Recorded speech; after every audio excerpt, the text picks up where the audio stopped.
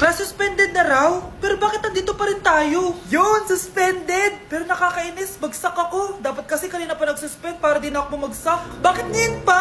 Sana sinabi kanina 7 AM. Paano din naligo?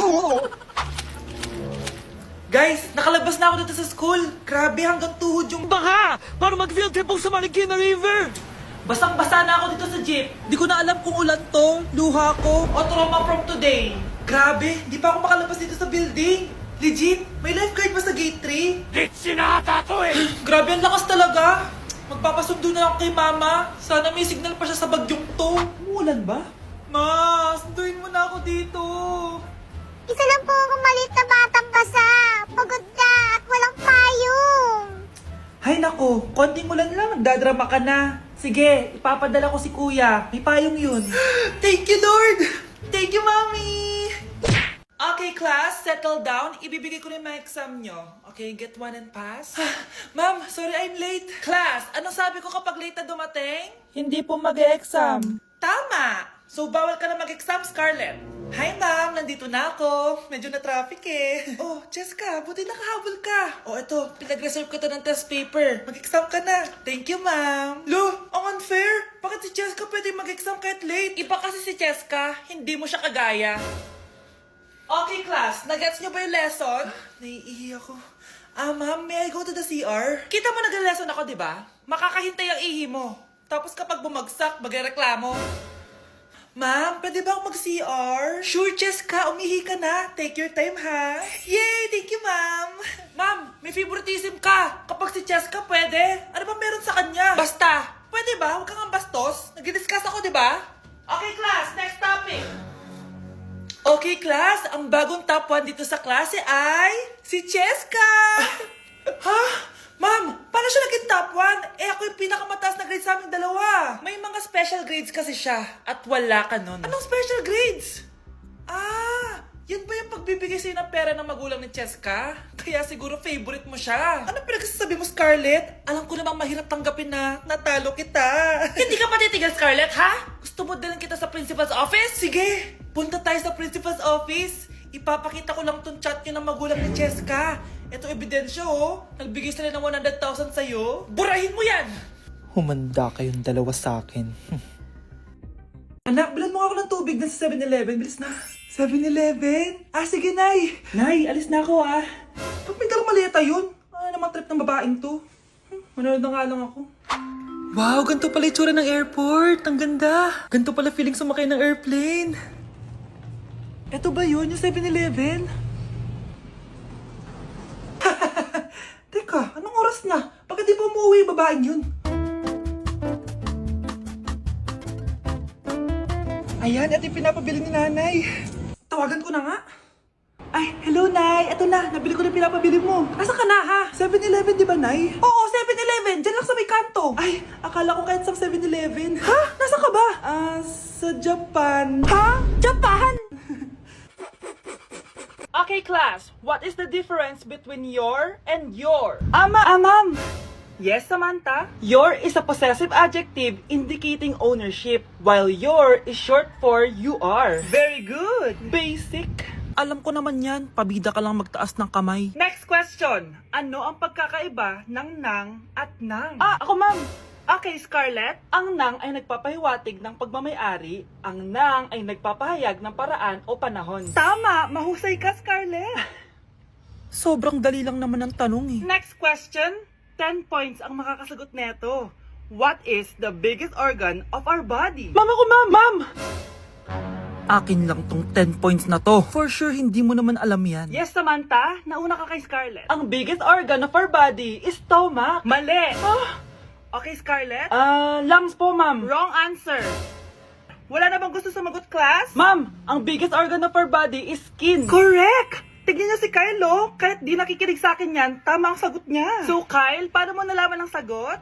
Yun po kasi sabi sa Google, Bes, bakit ka absent kahapon?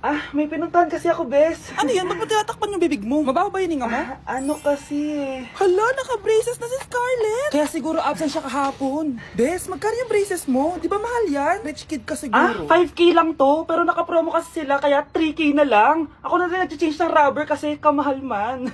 Nandito ba si Scarlett? Present po, ma'am. Anong present? Ayusin mo nga magsalita. Sorry ma'am, di po kasi ako makapagsalita na maayos. Masyakit po kasi yung braces ko. Ay, wow, kala mo talaga. Anong ginagawa niya? Over naman sa pakita ng brace. Bes, ano yan? Ba't ganyan ka mag-tiktok? Siyempre para makita ng mga friends ko na may braces na ako. Ganon? Tsaka para ma-ROI ko na din to, no? Sige, Bes.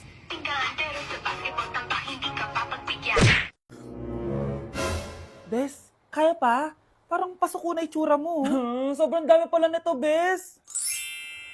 Grabe, ang fresh mo pa din. Paano yan? Huwag ka maingay, Bes. Eto ang sekreto ko. G2G Perfect Cover Cushion. Perfect talaga to kasi lightweight na and high coverage pa. Oh, tignan nyo naman. May 3 shades to and ang shade ko ay ang custard. Try nating basain yung face ko. Oh, ayan.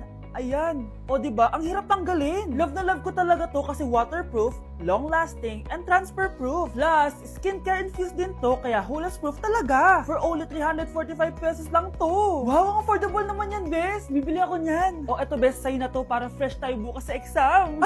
Salamat, Bes. The best ka talaga.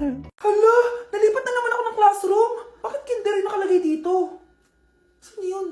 Ba't puro mga bata yun nandito? Hi mga bata! Ang lesson natin ngayon ay addition. Sino dito ang makakasagot ng 1 plus 1? Ang dali naman ng lesson dito. Ma'am, 1 plus 1 is equals to 2. Correct! Mga bata, 5 claps para kay Scarlett. Hindi niyo ba alam yun? Mga bata, science na tayo ha? Ilan ang planeta sa solar system natin? Ba't walang nagtataas ng kamay? Ma'am, there are 8 planets in our solar system. Correct! Siguro nag-a-advance reading si Scarlett. Ba't parang walang alam yung mga kaklase ko? Okay, tatatakan ko ng star sa kamay ang makakasagot neto. What are the primary colors? Ha? Ba't ang dadali na subject dito? Last sem, nag-research lang ako eh. Ma'am, the primary colors are red, blue, and yellow. Wow! Mukhang may magiging top 1 na tayo ah. Hala, mukhang magiging top 1 pa ako dito. Namali siya ng classroom. Scarlett Iha, namali ka daw ng classroom, oo. Lumipat ka na lang dun sa grade 12. Ano? Siya ba'y napunta sa kinder? Alright, may bagong dating tayo, class. Miss, pwede mo bang sagutin itong nasa blackboard? Ano yan? Madali lang yan. Madali? Sir, babalik na lang pala ako sa kinder. Buti ba doon magiging top 1 ako? Bye!